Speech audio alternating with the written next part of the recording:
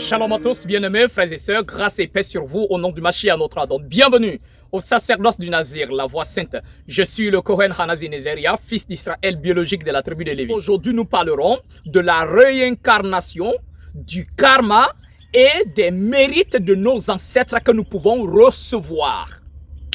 Donc, voici notre thème d'aujourd'hui. Alors, je commencerai par la réincarnation. Parce que je sais déjà que si un chrétien m'écoute tout de suite là, et dit non, le verset qui lui vient en tête, c'est que oui, il est réservé à l'homme de mourir une seule fois, après quoi vient le jugement. Il va me citer le verset d'Hébreu. D'accord. Alors qu'il ne sait même pas celui qui a écrit le verset, et il ne sait même pas quelle modification on a apporté dans le verset.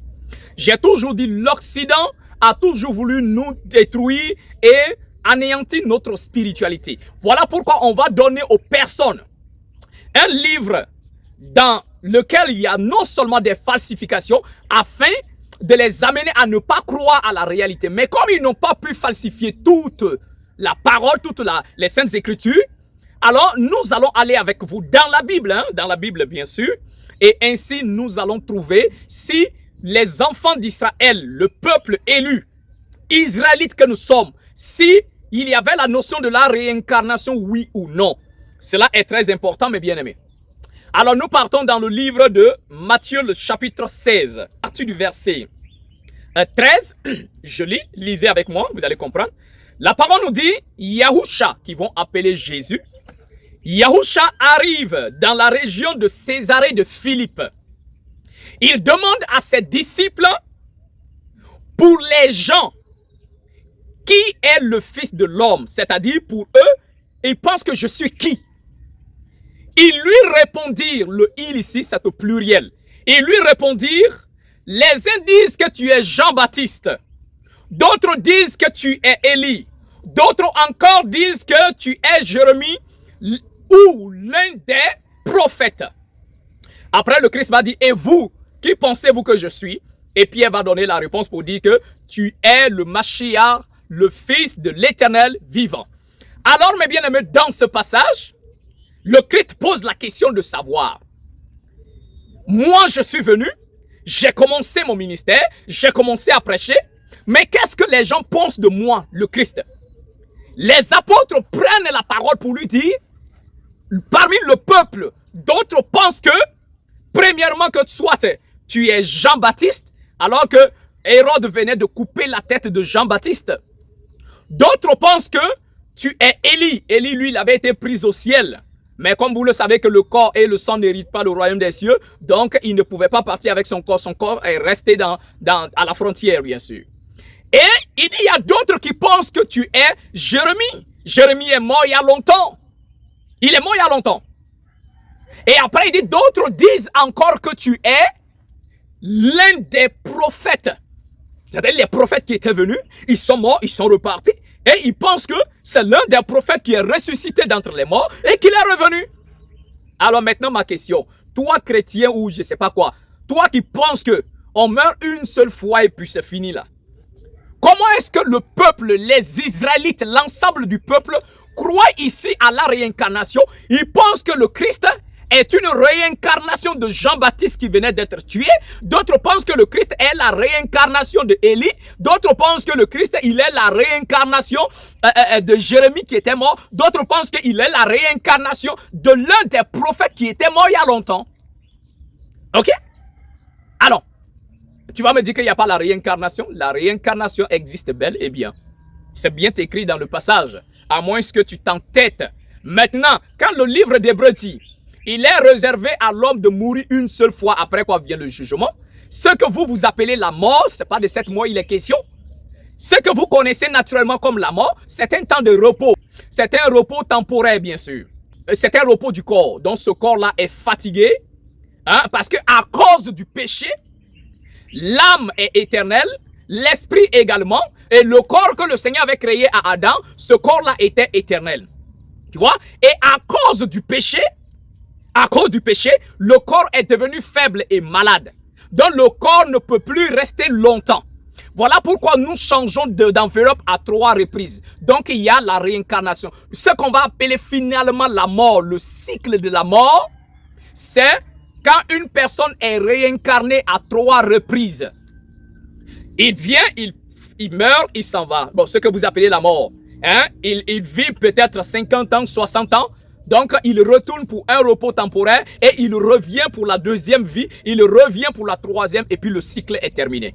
Donc, je prends un passage rapidement, mais ça, vous n'aurez pas parce que ce n'est pas dans la Bible chrétienne, c'est dans l'épée justicière, la véritable parole de l'Éternel. Pourquoi ils n'ont pas mis dans la Bible? Parce que quand ils mettent dans la Bible, leur doctrine, la doctrine catholique va tomber dans l'eau. Donc, pour cela, il fallait enlever ça pour que le peuple n'arrive plus à croire. La plupart d'entre nous ici, nous sommes à la deuxième réincarnation. La plupart de l'humanité se retrouve dans la deuxième réincarnation. Et c'est dans ce contexte-là que je vous parlerai du karma. Ici, je vais vous donner la véritable conversation du Christ avec Nicodème. Parce que dans la Bible, ils ont modifié, ils ont falsifié l'évangile du Christ. Donc, ça fait que quand vous allez lire la Bible, vous n'allez rien comprendre. On va vous donner des récits à moitié parce qu'il n'y a pas la totalité. Donc, je vous donne le récit exact de la conversation du Christ avec Nicodème.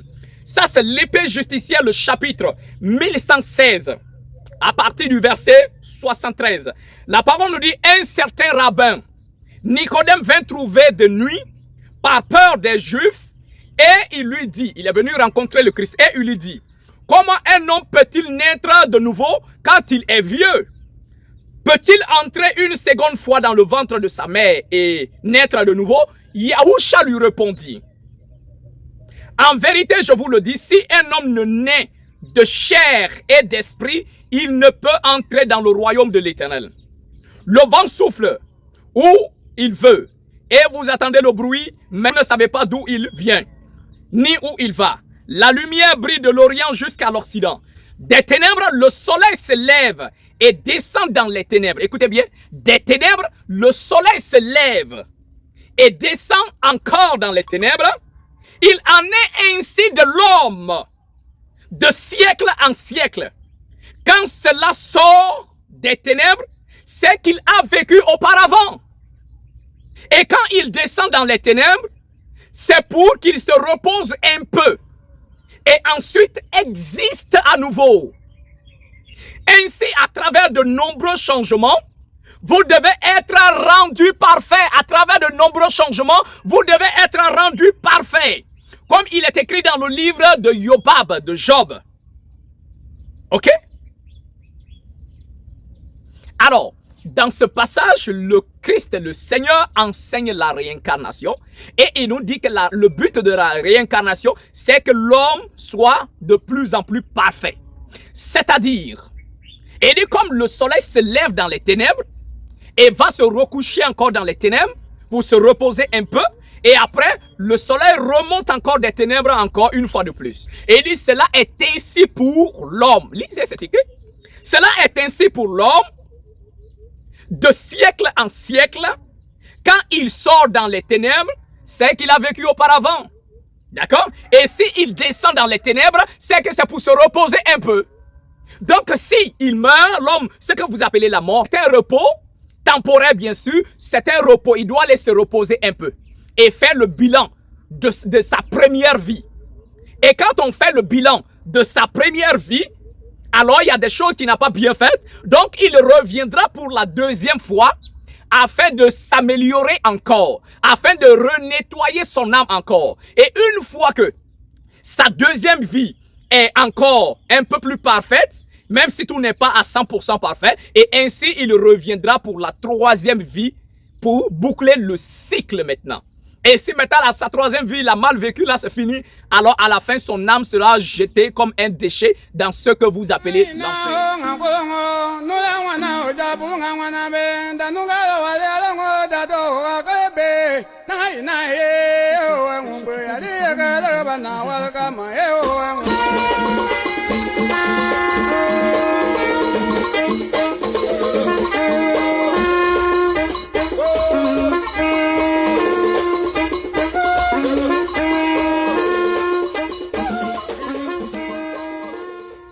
Alors, mes bien-aimés, en ce moment maintenant, je vous parle du karma. Vous savez, le karma est un sujet essentiel. C'est quelque chose d'assez important. Le karma, c'est une loi. Le karma est une loi de la sémence et de la récolte. Ce qui veut dire que la parole dit que ce que l'homme aura sémé, il le moissonnera. Il y a des personnes qui ont fait du mal aux gens ou qui ont fait du bien aux gens. Mais dans ce monde présent, ils n'ont pas récolté le bien ou le mal qu'ils ont sémé. Ils vont récolter ça dans leur deuxième vie, à leur réincarnation pour la deuxième fois. Ok? Ce qui fait qu'il faut faire très attention quand tu vis. Parce qu'il faut même comprendre que, comme je l'ai dit, la plupart des personnes dans l'humanité aujourd'hui, nous sommes à la deuxième réincarnation. Ce sont des choses auxquelles je n'y croyais pas moi. Je ne croyais pas à la réincarnation jusqu'à ce que les esprits de mes pères arrivent à me montrer la précédente vie que j'avais vécue, où j'avais vu ma maison, où j'avais vu la femme avec qui je vivais, où j'ai même vu ma plantation. Alors, jusqu'à ce que ce jour soit arrivé, je n'y croyais pas. Mais quand j'ai vu ça, alors, et en lisant de plus près les écrits, j'ai compris la notion de la réincarnation et la notion du karma. Il y a certaines actions posées que je dois résoudre ici. Il y a certaines erreurs posées dans la vie précédente là-bas, dans la vie passée, il y a certaines actions posées dans la vie passée que je dois réparer dans cette vie présente ici. C'est ça la loi du karma. La loi de la sémence et du récolte, bien sûr. Donc, ce qui fait que si, dans la vie passée, tu n'aimais pas les gens, tu n'aimais pas aider les gens, ne t'étonne pas que dans cette vie-là, personne ne t'aime, personne ne t'aide, personne ne vient à ton secours quand tu cries. Il y a des personnes qui m'appellent, « Oh, ma vie, ça ne va pas, je suis bloqué ici, par-ci, par-là. » Il faut revoir. Le karma te rattrape. Il y a des actions que tu as posées dans ta vie passée que tu vas payer dans cette vie présente ici. Et si par malheur, tu n'es pas arrivé à résoudre ce problème, à réparer tes erreurs de ta vie passée dans cette vie présente, ta vie future, ta troisième réincarnation sera une vie assez misérable. Peut-être tu te retrouveras fou quelque part. Et je ne veux pas que cela t'arrive. Peut-être tu te retrouveras handicapé dans l'autre vie et que cela ne t'arrive pas. Donc voilà pourquoi il faut te ressaisir dès maintenant. Ressaisis-toi dès maintenant afin que tu apprennes à réparer tes erreurs. Apprends à faire du bien aux gens. Ne sois pas ingrat, sinon dans ta vie future, tu récolteras que de l'ingratitude. Si tu n'aimes pas les gens et que tu n'aides personne, tu n'as pas l'amour de ton prochain, dans ta prochaine vie, à ta troisième réincarnation, tu manqueras d'amour, d'affection. Tu manqueras de soutien. Tu seras détesté par tous. Tu n'as qu'à beau prier. Ça ne va jamais, jamais changer parce que ce sont les trucs que tu as récoltés. Les actions, ce n'est pas le corps. Faut pas dire que mais je ne serai plus dans le même corps, mais c'est toujours l'âme qui est là. Ok? Le corps va retourner à la poussière. Donc, le corps va être changé. Donc, on change de corps à plusieurs reprises. Tu vois? Voilà pourquoi les serpents peuvent changer leur peau afin de se renouveler. Alors l'homme, il doit également changer son corps, mais il ne peut pas le faire étant vivant. Donc il faut que son âme sorte de ce corps afin de changer de corps à travers... Le corps doit être renouvelé en fait. Voilà pourquoi l'homme naît une fois, il vit une fois. Après, il meurt, ce que vous appelez la mort, il repart pour un repos, il renaît pour la deuxième fois. Ok, il renaît pour la deuxième fois, il vit pour la deuxième fois, il va également passer à ce que vous appelez la mort là, il repart et il revient pour la troisième fois comme un bébé qui doit renaître afin de travailler sur son âme, afin de rendre son âme encore plus parfaite bien sûr. Et quand il va boucler, pour la troisième fois, le cycle est terminé. Et c'est ce que maintenant nous appelons la mort. La mort, c'est la fin du troisième cycle de la réincarnation. Donc, on va se réincarner une fois, une deuxième fois. Et la troisième fois, c'est terminé. C'est ce qui est la mort. Alors, mes bien-aimés, maintenant, je vous parlerai bien sûr de les mérites de nos ancêtres. Les mérites des ancêtres. Les ancêtres, ce sont des personnes qui nous ont précédés dans l'autre vie. Ce sont des personnes avec qui nous avons un lien de sang. Ils ont vécu avant nous, ils ont ils ont suivi le chemin, ils ont accompli les 3 cycles de la réincarnation et ils sont repartis. Ils deviennent en quelque sorte nos guides. Alors, le corps, une fois que ce qu'on va appeler ancêtres, ils meurent, ils vont changer de corps. Et quand ils vont boucler le cycle, le 3e cycle, donc ils retournent de l'autre monde. Je répète, s'ils ont été bien, ok, dans ces 3 vies-là, s'ils ont été bien, donc ils vont être des ancêtres qui méritent bien sûr notre appel et qu'ils viennent également à nous aider, nous qu'ils ont laissés derrière eux. Donc, je vais encore lire un passage dans l'épée justicière, d'accord, qui ne se trouve pas encore dans la Bible chrétienne. Voilà, parce qu'on a enlevé. Mais ce passage, c'est un message que le Christ a donné. L'épée justicière, le chapitre 1111, à partir du verset 65. Alors, écoutez ce que le Christ dit, le Mashiach dit. Car toutes les âmes sont entre les mains de l'Éternel. Et ceux qui ont fait le bien reposent avec vos ancêtres dans le sein de l'Éternel. Priez plutôt pour leur repos et leur avancement. Leur repos et leur avancement. Et considérez qu'ils sont dans le pays de repos que l'Éternel leur a préparé. Et recevez la juste récompense de leurs actes. Recevez la juste récompense de leurs actes. Et ne murmurez pas comme ceux qui sont sans espoir. Et si le Christ donne l'espoir à ceux-là qui ont perdu un parent, hein, c'est-à-dire le papa est décédé, la maman est décédée, donc ils se lamentent, ils pleurent. Ok? Ils se lamentent, ils sont en train de pleurer tout ça. Et pensent que c'est terminé. Le Christ dit non, attendez. Le Christ dit toutes les âmes se trouvent dans la main de l'Éternel. D'accord? Et il dit ceux-là, au lieu de rester là à pleurer, quand quelqu'un m'a fait le deuil, il n'y a pas de problème. Ok? Mais il dit considérez plutôt qu'ils sont dans le repos. Il dit priez pour leur repos, c'est-à-dire et leur avancement. Puisqu'ils ont quitté la première vie, ils sont morts, ce que vous appelez la mort, ils sont morts, donc ils passent dans la deuxième vie, c'est-à-dire ils vont d'abord aller se reposer, comme je venais de le dire. Ils vont aller se reposer, s'ils ont été bien, ils vont faire le bilan. Donc le Mashiach, quand il dit prier pour leur repos, c'est comme s'il disait, priez pour que le bilan soit vraiment bien.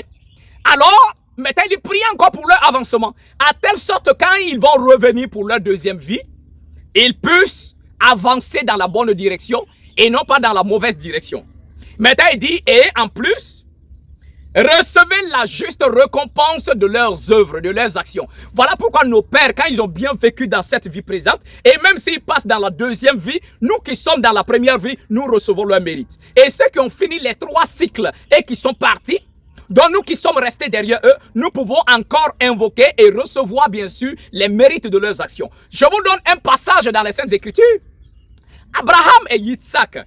Yitzhak était là, et dans le pays, et il y avait la famine. La parole dit, il voulait fuir pour aller en Égypte, parce qu'il ne pouvait pas s'aimer, il voulait aller en Égypte. Et écoutez bien ce que Genèse dit.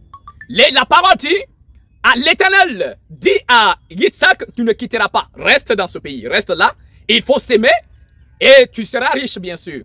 L'Éternel dit, je le fais à cause de ton père. Parce que ton père Abraham a obéi à ma voix, il a respecté mes prescriptions, il a marché dans mes commandements. Donc à cause de cela, tu seras béni. Donc Yitzhak n'a pas reçu de bénédiction à cause de ses œuvres lui-même. Il a reçu des bénédictions à cause de son père Abraham. Mais Abraham est mort. Donc pouvons-nous recevoir les mérites de quelqu'un qui est mort? Oui, c'est écrit. C'est écrit sous vos yeux. Donc il est important. Vous déjà, nous qui sommes ici dans cette deuxième vie, vous qui êtes plus avancés en âge, et même pas ceux qui sont plus avancés en âge parce qu'on peut repartir à chaque moment, comment est-ce que vous vivez? Après vous, est-ce que vos fils, vos petits-fils pourront recevoir les mérites de vos actions ici-bas? Est-ce que vous êtes non seulement assez élevés dans la spiritualité, afin que si vous partez et que vous vous réincarnez, vos fils et vos petits-fils derrière vous puissent vous invoquer à telle sorte que vous soyez pour eux des guides spirituels.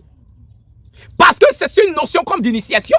Si tu as atteint l'autre monde, tu es dans ta deuxième réincarnation, tu peux aider celui qui est dans sa première réincarnation. Si tu es dans ta troisième réincarnation, tu peux aider celui qui est dans la deuxième réincarnation. Et si tu as bouclé la troisième réincarnation, tu es allé dans le monde de la félicité, dans le jardin de la justice, tu peux aider ceux qui sont derrière toi. Je prends encore un autre passage. On trouve ça dans le livre de Maccabée. Là, les chrétiens l'ont enlevé, les chrétiens protestants l'ont enlevé, les livres de Maccabée, mais je crois que les catholiques l'ont encore dans leur Bible. Donc, prends avec moi le livre de Maccabée. D'accord? Mais moi, je le lis dans l'épée justicière. D'accord? L'épée justicière, le chapitre 914. Écoutez bien ce que la parole dit ici. Voici ce qu'il avait vu. Il parle de Juda, Yahuda. En fait, ici, les païens avaient envahi Israël et voulaient détruire Israël. Et pour cela, Jacob était en train de former son armée afin d'affronter l'ennemi. Mais l'armée était découragée. Et le Tout-Puissant, pour non seulement les encourager à vaincre l'ennemi, le Père va avoir un songe. Et dans son songe, il va être amené dans le monde des ancêtres, où il verra les ancêtres, il parlera avec des ancêtres, et en plus, les ancêtres vont lui donner un cadeau venant de la part de l'Éternel pour ceux qui sont derrière. Alors la parole dit, voici ce qu'il vit. Le grand prêtre Onias, cet homme de bien, d'un abord modeste et de mœurs douces, distingué dans son langage et adonné dès son enfance à toutes les pratiques de la vertu. Il avait vu les mains étendues priant pour toute la nation des Juifs. Ensuite, il lui avait apparu en la même manière un homme distingué par son grand âge et son air de dignité, d'un aspect admirable et entouré de la plus imposante majesté. Onias, prenant la parole, lui avait dit, « Celui-ci est l'ami de tes frères, qui prie beaucoup pour le peuple et pour la ville sainte. Yirmiyahu, Jérémie, le prophète du souverain. » Puis Yirmiyahu, étendu la main droite, avait donné à Yahuda une épée d'or. Et en la lui remettant, il lui avait dit, prends cette sainte épée, c'est un don du souverain, avec elle tu briseras tes ennemis. Donc Yahuda et ses frères sont prêts pour aller à la guerre. Le peuple est découragé. Donc le Tout-Puissant va permettre de prendre Yahuda pour l'amener dans le monde des ancêtres. Et là-bas, il voit Onias, le grand prêtre, un grand prêtre puissant, vraiment modeste, rempli de vertu. Il a vécu, mais il était mort il y a longtemps. Donc on amène Yahuda dans le monde des ancêtres, qu'il voit Onias. Il dit, Onias priait beaucoup pour le peuple qu'il a laissé derrière lui. Et également, il voit le prophète Jérémie, Yirmiyahu. Également, on dit, il est l'ami du peuple qu'il a laissé derrière et il prie l'Éternel. Maintenant, Jérémie donne à Yahuda une épée d'or en lui disant, c'est un cadeau de l'Éternel. Avec l'épée là, tu vas briser tes ennemis. Maintenant, ma question. Si pour vous, on ne peut pas parler avec les ancêtres, on ne peut pas communiquer avec les ancêtres, on ne peut pas recevoir des mérites et des dons de la part des ancêtres, maintenant ma question pour vous. Pourquoi l'Éternel n'a pas donné le cadeau là directement à Juda, Yahuda? Pourquoi va-t-il passer par Jérémie qui est mort il y a longtemps et il le donne le cadeau à Jérémie et Jérémie qui est un ancêtre maintenant mort il y a longtemps, prend le cadeau pour donner à Yahuda. Pourquoi l'intermédiaire des deux ancêtres là au milieu? Pourquoi? Je vous ai rappelé dans le livre de Matthieu, on a lu Matthieu le chapitre 16 là. Le Christ disait, qu'est-ce que les gens pensent de moi? On dit oui, d'autres pensent que tu es Jérémie, d'autres pensent que tu es Élie, d'autres pensent que tu es Jean-Baptiste ou l'un des prophètes parlant de la réincarnation. Donc vous voyez ici, les ancêtres nous assistent. Les ancêtres communiquent avec nous. Ils peuvent recevoir les dons de l'Éternel et nous les transmettre. L'épée justicière dont même je suis en train de lire, c'est de la main de qui j'ai reçu? De la main du père Abraham, Yitzhak et Jacob. Quand j'ai été conduit dans le monde des ancêtres, ils m'ont remis la parole que je vous enseigne aujourd'hui. Alors mes bien-aimés, il est très important de revenir à la parole du Tout-Puissant. Sortez de ce christianisme qui n'a rien à vous apporter de sérieux, si ce n'est de vous escroquer et de raconter de n'importe quoi. Nous sommes, nous, Africains, enfants d'Israël biologique et les autres Africains, peuple noir, revenez à la spiritualité authentique. Et maintenant, les Occidentaux, ceux qui sont de la race blanche, mais qui quittent qui décident de se repentir sincèrement et de revenir à l'Éternel véritable, vous êtes les bienvenus parmi nous. Moi, je n'ai pas de haine contre les Occidentaux. Je n'ai pas de haine contre ceux qui sont blancs. Mais ma colère et mon combat est justifié de ce que les Occidentaux, les blancs, ont récupéré les saintes écritures de nos pères et l'ont modifié en se croyant supérieurs à la race noire. Donc, la notion de racisme, non, là, moi, je ne suis pas là-dedans. Et si vous passez du mauvais côté, comme si vous étiez supérieur à l'homme noir, alors là, ça ne marche pas avec moi. Alors, mes bien-aimés, que le Tout-Puissant vous accorde sa grâce et qu'il vous bénisse abondamment. C'était le Cohen Hanazi Nezeria. Moi, je vous dis, shalom.